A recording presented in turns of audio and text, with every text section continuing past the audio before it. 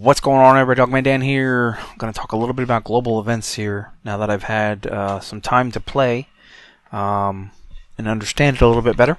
Okay, so basically global events, the Outbreak is the global event right now.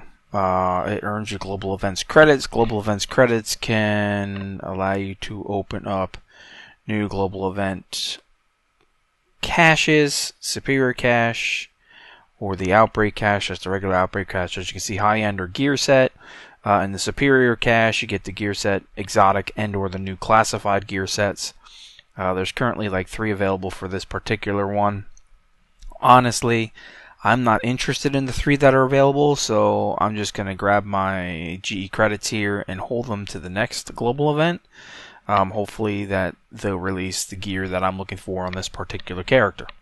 Okay, so that's just me. That's some way I'm thinking about it ahead of schedule for myself anyway. I could get exotics, sure. I've got a number of exotics that I do like that I already have. So no biggie there. I would rather hold out enough credits for when it's time for the gear that I want. So there's that. In terms of what you can do, or is it pouches? Okay, you can have up to a maximum of 10,000 global event credits. Okay, after that you can't farm any more credits, so you're going to have to spend them. The current Outbreak that's out here has 3 different levels on it.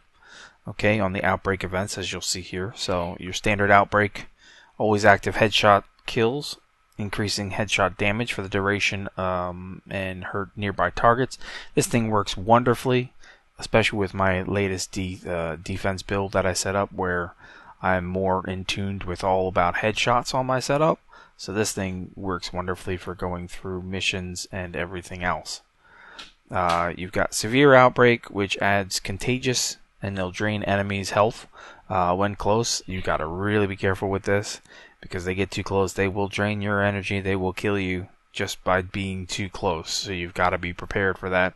And then the Critical Outbreak has both of those factors in it.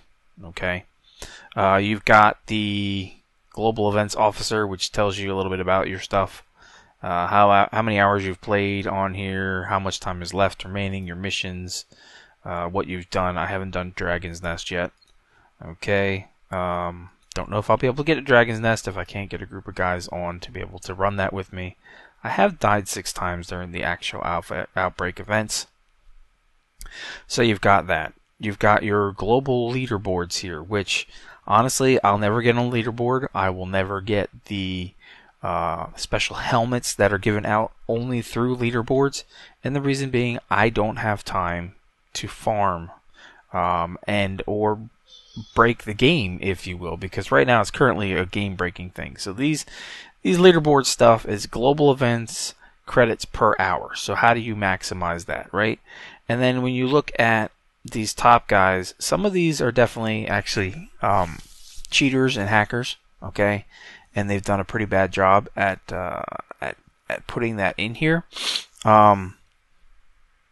But this is global events per hour, so you need to be able to get that many credits per hour. Reward tier 2 gets you 2 helmets. Reward tier 3 gets you 3 helmets. Reward tier 1 gets you 1 helmet. 6,850. If I tab over to myself right now, my highest I've done in an hour is 864. But I don't have a lot of time to play, so I know that I will never get there because of the way they've done the system. It's easily a broken system. People will go through and what they'll do is they'll run all these special events that are available, or they'll run around the board and they'll do all the different missions, because every mission rewards you global event credits.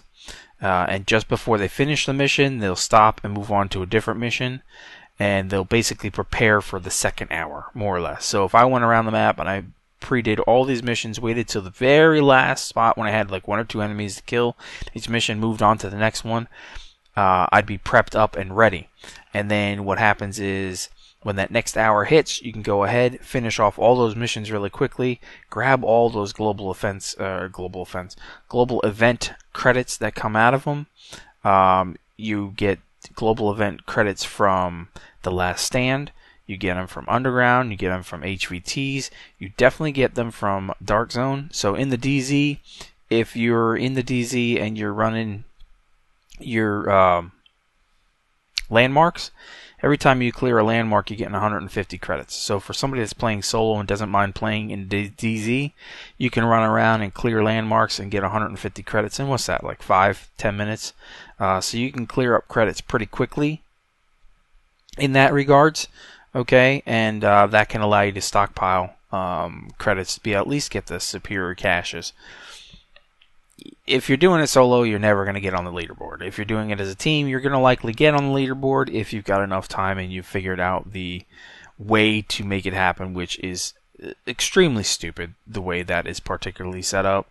And then, you know, it's just, it is what it is. But if you look at that, like if we come over here, Hudson Refugee Camp, okay, so I go ahead and I'll click this, I'll show you, I'm going to do the mission, configure my mission, challenging daily, okay, that's going to get me 750 global events credits, okay, hard will get me 225, so the biggest guy is if you get the challenging or the legendaries, I'll show you in a second what legendary does, you'll get the higher credits, so you could do that, okay, and then you come over to your outbreak, you just stick it to 750. If you go to severe and or critical, you get an extra 125 on top of that. That's you know, that's pretty decent. You're not going to do too bad there. In terms of Hudson Refugee Camp, I've run that one solo now. Matter of fact, challenging solo for the first time with the headshot damage is amazing. The way I've got my setup run. I did record the first time I did it. I may post up the whole video run. You can see in that video, with the way that I built my defense gear, the headshot damage is just phenomenal. It just knocks enemies out of the way, and those guys, the shield guys that come running at you, you're just taking them out like butter now. So it just felt so good to do. But let's say you come over here and you want to do the Napalm production site, right, which is currently in there. We configure our mission over to Legendary. You're going to see 175 extra GE credits plus 1,575 global event credits. Okay, so let's say we lock that in, and let's say you're crazy enough to do the critical outbreak. You're going to get that 175 over the 1575. So what's that, 1,700 credits just about, plus everything else if you want to go as a legendary, which I actually got halfway through this solo, and then I was just like, okay, this is, yeah, the last part I couldn't solo yet, just because I haven't really gotten myself prepped up to figure it out. But it's entirely possible to do. But that's it. That's another way to grab credits. But these missions are going to take you a lot longer than, say, somebody that doesn't mind jumping into the DZ, running the landmarks, getting 150 global event credits, you know, every 5-10 minutes, going that way and building up your stock to be able to clear in the cache stuff. Like I said, it's going to be based off of the gear sets that you want, and currently the gear sets I want that are available are not in here, so I'm going to wait for that. But that's basically the rundown of the global events. There's some stuff that they could definitely do better. There's some stuff that they could definitely do better, like this whole leaderboard thing. They should have the helmets or the masks available in some other way if they're going to make this per hour farming. Especially somebody, let's say, that's going to play solo or is going to play with friends or doesn't have a lot of time to get the whole system together, to be able to manipulate it, to be able to get a decent score, to be able to get these. For me, though, it's not a big deal if I don't get the masks. I'm not worried about it. It's not going to hurt me. I'm not going to cry. I'm just saying that the system could be better.